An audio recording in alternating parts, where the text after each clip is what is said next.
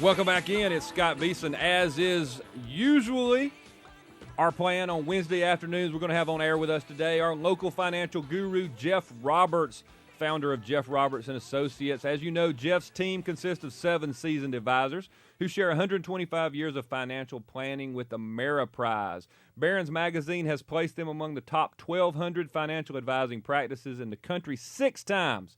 He's a local guy in Birmingham, the Birmingham area, who is doing big things. This team specializes in working with affluent clients to preserve and grow their wealth. They are the go-to team in town for customized recommendations concerning estate planning, retirement planning, or asset management. And actually, as I bring Jeff on, I'm going to tell him and you also, hey, Jeff, how are you, buddy? Welcome to the program. Thank you, sir.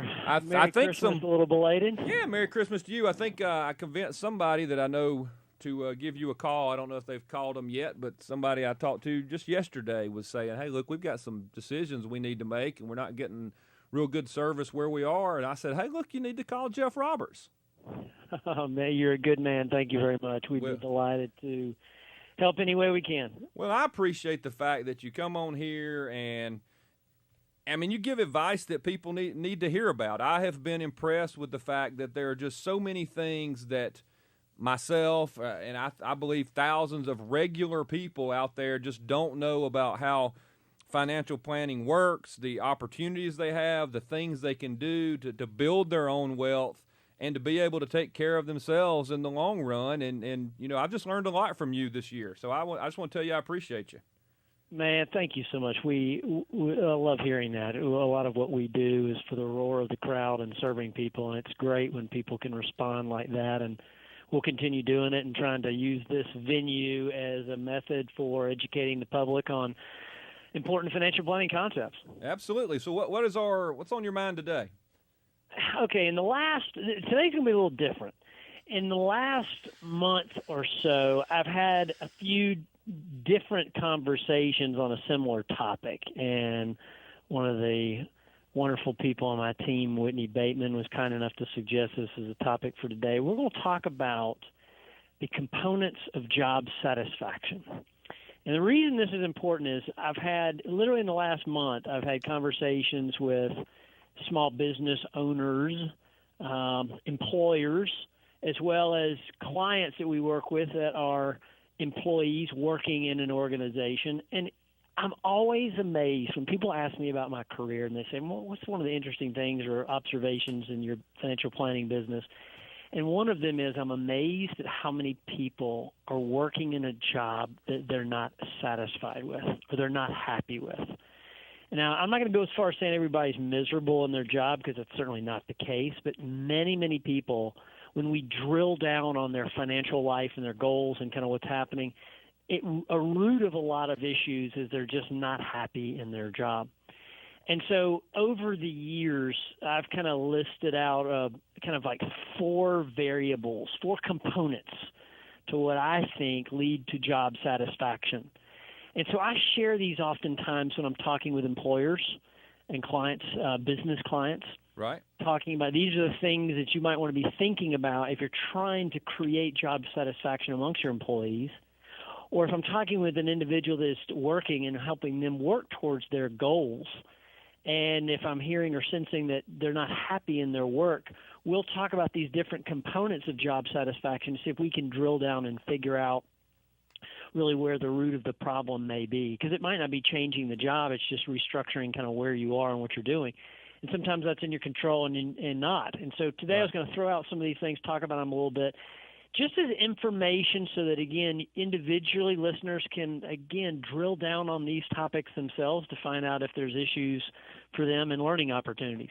Yeah, well, it's the start of a new year. A lot of people try to do New Year's resolutions, and, you know, we're all reevaluating where we are at this time of the year. So I would think that would be something that would interest a lot of people.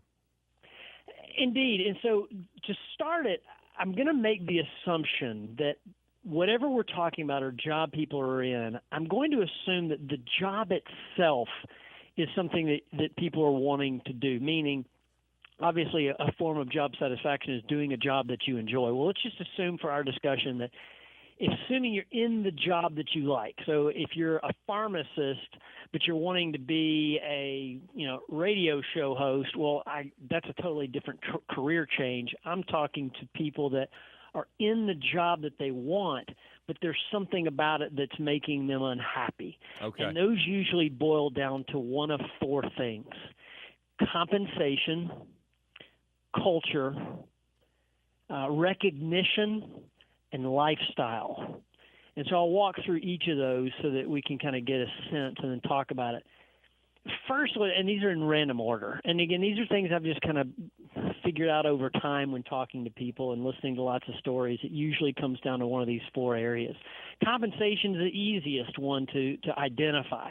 Obviously, when people are looking at a job, they concentrate on, what's the pay? How much am I going to make? Right. So we know what compensation is. It's salary, it's wage structure, it's bonus opportunity, it's benefits that I am getting or am not getting, it's insurance coverage.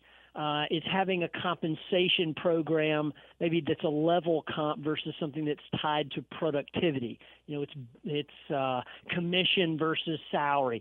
All of those things wrap up under the compensation bullet point. And so we kind of that's an easy one because we all pretty much know what that may or may not look like. But understanding, too, that compensation is a little bit more than just what you're paid in terms of salary. You have to look at your total economic package. And by that I mean, is the company paying for some of your insurance or all of your insurance? And if so, what's the dollar amount of that? Do they make a contribution into the retirement plan? If so, what's the dollar amount of that? Yeah, and I think people miss that a lot of times, Jeff. I remember when I was in the legislature, you would talk to teachers would be one of those, and oftentimes they would be upset about pay or whatever. And when you started asking about, well, do you realize the state pays this many $1,000s for health insurance, and the state pays this much? And a lot of people just didn't have any idea what their total package was, and it kind of changed their view of it when they realized, oh, wow, I am receiving a benefit that I don't even see on my check. Correct. And in fact, that's some of the planning work that we do with clients. And when clients are talking about not being satisfied or talking about compensation, I like to help people to understand what is your total economic package. What is the company's total expense for having you on their books? All in, even though a portion of that may be what you take home, but it's important. Right. So job satisfaction is one of the components, compensation. That's obviously important. A next area is going to be culture, which I call culture or environment. And to me, this is huge. I mean, huge. And this is about really speaking to the tone of an office.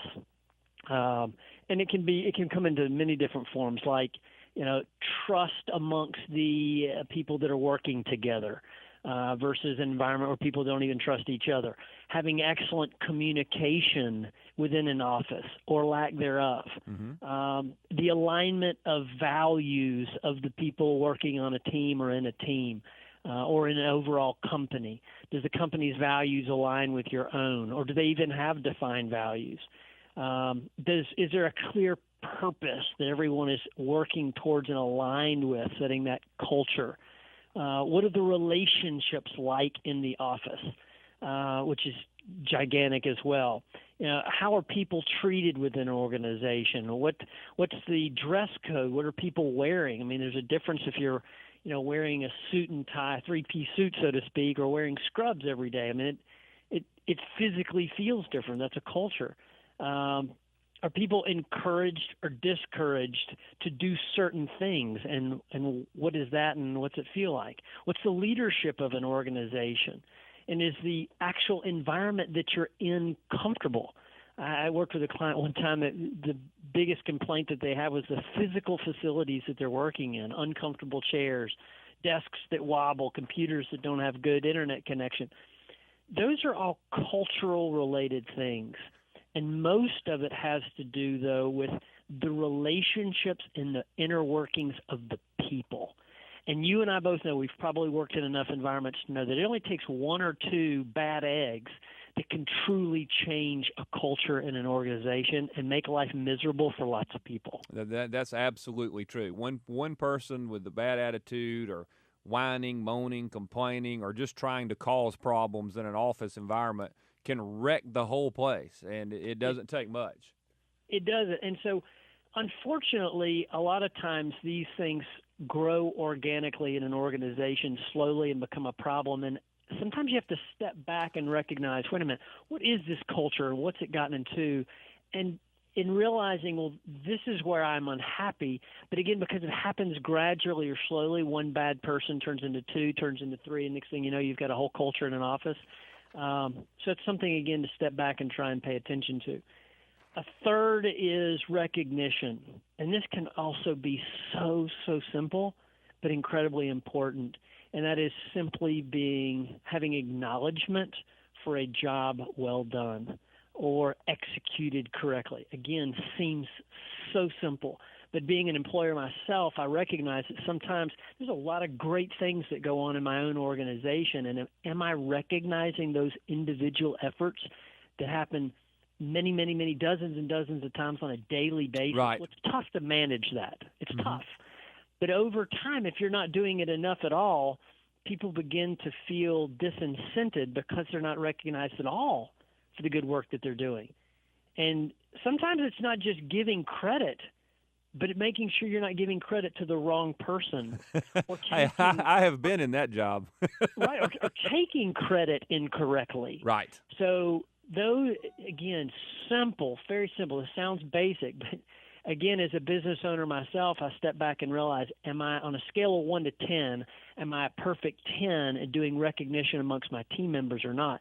Evaluate that self if you're a small business owner, because it's a huge component. And for some employees on my team, I know their recognition and the thanks for the work they do is a giant part of their job. Yeah, and it's not a trophy. You're not giving out the yearly trophy. It's, hey man, that was fantastic. That's good work. I mean, that goes a long way, especially if somebody is going a little bit over and above what's expected. It goes a long way.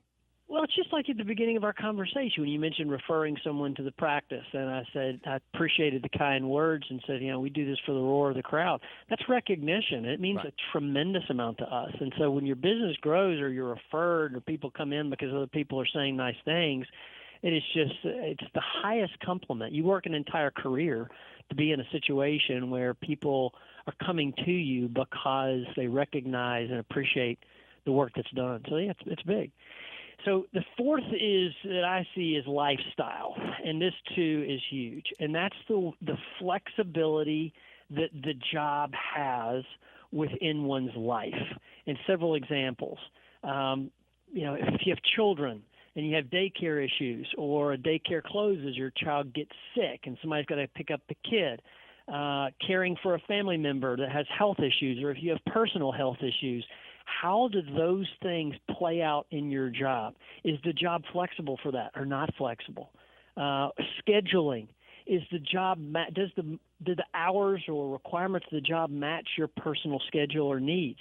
If you're a morning person, is the job something that requires work late at night? Those lifestyle components are just tremendous. Vacation, time off. Is part of your job entertaining after hours, and does that align with your personal lifestyle? The location of the office, the commute, the ability to have extra time, say, to work out or whatever else. All of those have to do with the job fitting within your own life. Quick example. My first probably 3/4 of my career, well, I've never really been much of a morning guy, but if I had to be sitting at my desk at 6 or 7:45, 8 o'clock in the morning, or teaching a class or doing something way early, that just killed me because it was hard for me to be, quote, on at that time. But I could be alert and focusing my best at 8 o'clock in the evening. So to have a job that requires me to be spot on at 8 o'clock in the morning didn't fit my lifestyle as well. Right. So those four things are essential ingredients, but most importantly, understanding compensation, culture, recognition, lifestyle, understanding that those also change over time. When I was 21, 22 years of age, got out of Sanford, started building a financial planning practice, dead broke, literally dead broke. I was having to borrow money from my mom just to help keep my car out of the shop and Right. pay my bills, building a financial planning practice. Well, at that time, the most important thing to me was simply having enough production, being successful enough to have a paycheck so I could put gas in my car. And so I could care less about the culture. I could even care less if this career fit within my lifestyle, because I just needed to try and have money literally to get to work. If somebody was standing at my front door of the office and they punched me in the stomach 3 times every time I walked in, I was willing to do it as long as I could pay my bills. Yes. So, but over time that changes. If someone has a family or needs to spend more time with their kids, then they may be willing to take less money if it fits more within their lifestyle.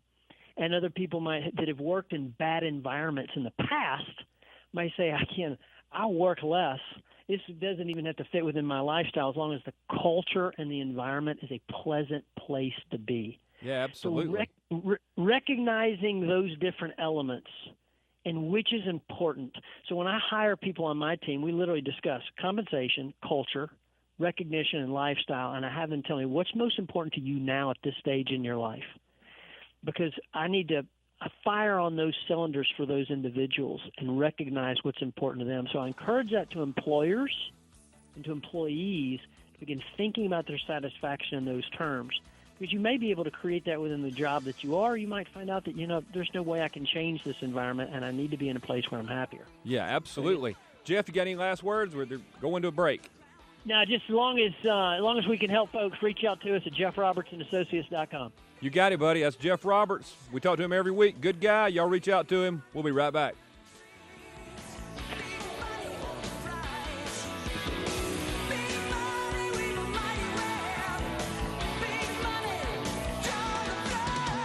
This is Yellowhammer Radio.